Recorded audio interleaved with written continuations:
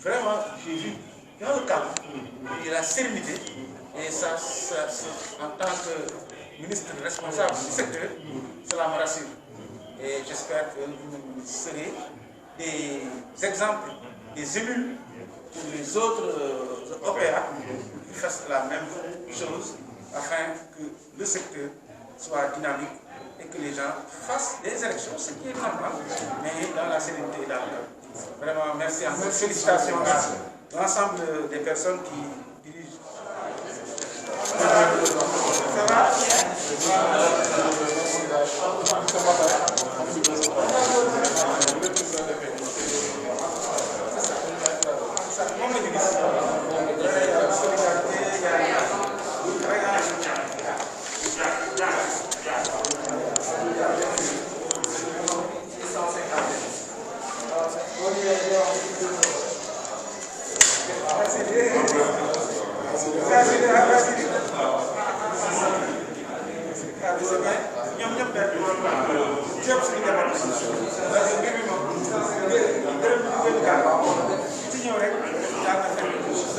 En sachant que c'est sûr,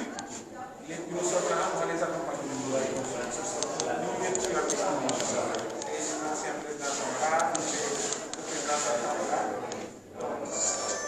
on les accompagne. Il faut toujours sur la présidence. En mettant aussi les innovations. C'est comme ça. C'est une bonne chose.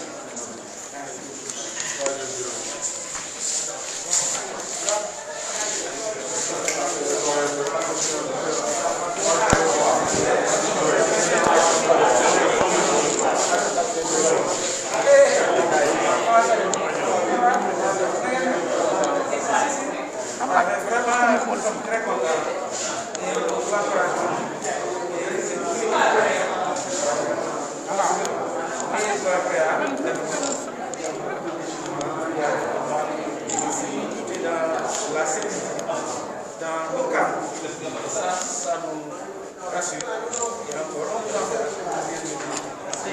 on s'encourage à lii nag boo gisee moom dinañ saa ñu respecté suñu ministre ni ñu bàyyi xel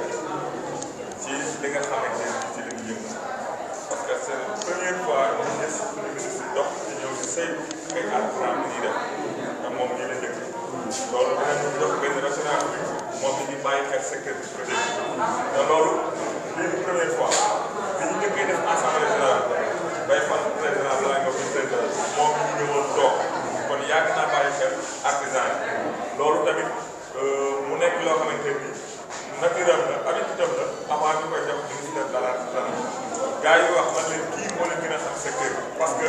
daf ñu daan accompagner daal liggéey ak ñun avant ñu koy jox kon bu demee ba jox ko ñun suñu xel day dal suñu bëree bëri en tout cas monsieur le ministre tous les artisans yi ñu lay remercier ci acte bi nga def vraiment lu fort la si parce que vraiment tamit xam na ne jot yoon ak situation yi ñu toll boo déplacé ba ñëw si sa njaboot loolu la si tamit lañ si remercier te loolu tous les artisans sa présence ici si kanamu li ko defal nii moo ko defal dafa feebar doo ko ñëw mais souvent mais mi ngi lay xam ne daal vraiment kontaan na dama xam ne lii rek vraiment dañuy ñaan si ministre auprès des acteurs pour mën a xam exactement seen problème seen ay préoccupations pour mën si apporter des réponses loolu moo tax président Macky Sall def ko ci franchement bon conseil ak li mu def waaye moom maanaam fermé wu portam kenn ubbil na boobu artisan yëpp ku ñëw ak noo mënti toll les toujours à défaut donc vraiment ñu ko ciy félicité bu baax soo xamee ne nag ni artisan yi surtout les tailleurs là il faut les encourager pour ñu dimbali jàppale parce que ñii man samay modèle lañ modèle champ de métier la président yàgg na toog n'importe quel jotaay mu mën toll plus haut niveau di lay décider un exemple si rek seen cadre bu ñu nekk démocratie bu ñu am seen bennoo bu ñu nekk seen esprit de travail de développement bi ñu yor alors vraiment ñu ngi félicité te wax naa la ko fii élection c'est pas une première c'est la troisième élection bu ñu organisé chambre de métier te ñoom chaque fois dañuy jël institution bi ni chambre de métier ñu dénk ko dëkk jàppuñu ko comme ab rival dañ ko def comme koo xamante ni mooy seen kilifa rek ñu jël lépp ñu jox ko chambre de métier organisé ko moom ñu ko sant alors vraiment ñu ngi félicité bu baax waa Cheikh Baye Ngom ak ak kii tamit ancien président si njëkk la commencé ñëw si Bengo. ñu dem si ñaar yu bees nga xamante ne vraiment. monsieur le ministre Docteur Pa Abdou Ndiaye ministre de la transformation tey nga ñëw def un tour fii ci chambre des métiers par rapport ak élection bu regroupement régional des tailleurs de Thiès di def tey ban sentiment nga am ginnaaw organisation bi ak gestes barrières yi ak Covid. D'abord di remercier le président de la chambre des métiers monsieur Sey pour organisation bu rafet bi ma fi fekk mais di remercier encore le président sortant bi nga xamante ne moom it taxawaay bi mu ci def ba macha allah mbir mi demee nii. di remercier itam mboolem OPA membre OPA des tailleurs de Thiès lii exemple la pour yeneen OPA yi ndax nit mën na élection ñu def ko ci jàmm ak ci teraanga te kenn dóorul kenn xeexul kenn saagawul lii lu rafet la wane seen taxawaay xam na ne le ministère est à vos côtés et sera toujours à vos côtés. Secteur tailleur c'est-à-dire mode ak couture dafa nekk secteur bu am importance ci biir artisanat de production la boo xamante ne macha allah lu am solo la ñu yaakaar ko trop waaye incha allah dinañu góorgóorlu ak yéen ñu xool nan la ñuy def ba mën ko soqali ndax xarañte bi mi ngi fi pas-pas bi mi ngi fi yu ndaw a des accompagnement bu ndaw pour ñu mën a gagner le marché sud Afrique de l'Ouest demain marché africain et pourquoi pas le marché mondial. C'est possible, la qualité est là, l'engagement est là ñun tamit sunu engagement pour ànd ak yéen mi ngi fi yal nañu yàlla jàppale ba loolu lépp ñu mën ko def ci jàmm maa ngi leen di sant. Voilà, un petit résumé en français, monsieur le ministre, par rapport à cette... Tout d'abord, nous remercions le président de la Chambre des métiers de Thiès, monsieur Sey, pour cette belle organisation et pour avoir donc accueilli cette élection. Nous remercions l'ensemble de ses collaborateurs, mais aussi nous remercions le président sortant, ainsi que les présidents et les anciens présidents et l'ensemble des acteurs de l'OPA des tailleurs de Thiès. Cette élection est un exemple de calme, de sérénité, et cela me rassure. Dieu a fait que nous ne sommes pas ici pour la première fois. Nous avons eu la chance, il y a 6 ou 7 ans, d'avoir participé à cette élection. Aujourd'hui, nous revenons, mais avec d'autres attributs. Nous sommes aujourd'hui ministre de l'artisanat. Donc, ce secteur est dans notre attribution. C'est donc quelque chose qui veut dire que ce n'est pas un hasard. Et nous, donc, nous les félicitons tous pour cette parfaite organisation. Et sachez que le ministère sera toujours à vos côtés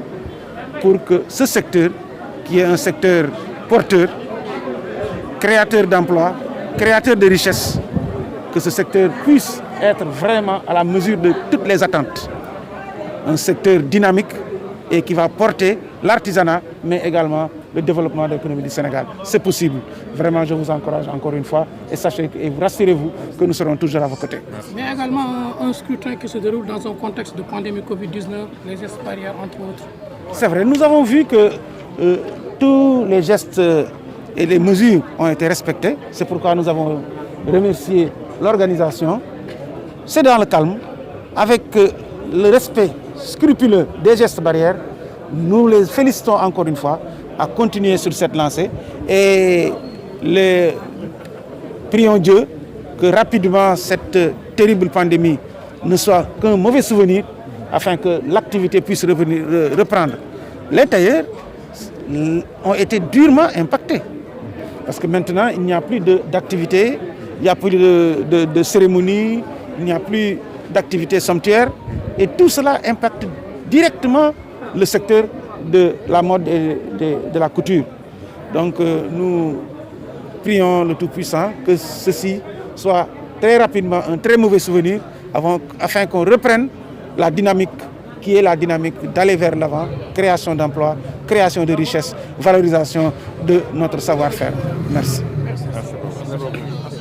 Giant TV. abonneel gaaw ci seen YouTube bu mag bi laaj ma ban la Giant TV télé bi fi nekkal askan wi ak ay programme yu mucc ayib ma ni ku yokkul ku nekk yaa wàññi abonneel talaal kolos bi soo ko defee rek adduna bi ngay jàkkaar lool man daal abonné naa bu yàgg ci Giant TV télé bi wóor Giant TV télé bi leer Giant TV télé bi fi nekkal askan wi ma ni bu la dara law abonneel talaal kolos bi ak fi jamono toll bul nangu mu ko des ginnaaw abonneel ci Giant TV chaîne YouTube bi saf ñëpp ma ni abonné naa laal naa kolos bi jàkkaarloog àdduna ma ni di dugg ci YouTube bi te abonné wuloo Giant TV waaye sumbi bu amul suukar la waay képp ku la ni neex na rek du sa waay ak seen télévision Giant TV rek léegi sama quartier mooy sama capital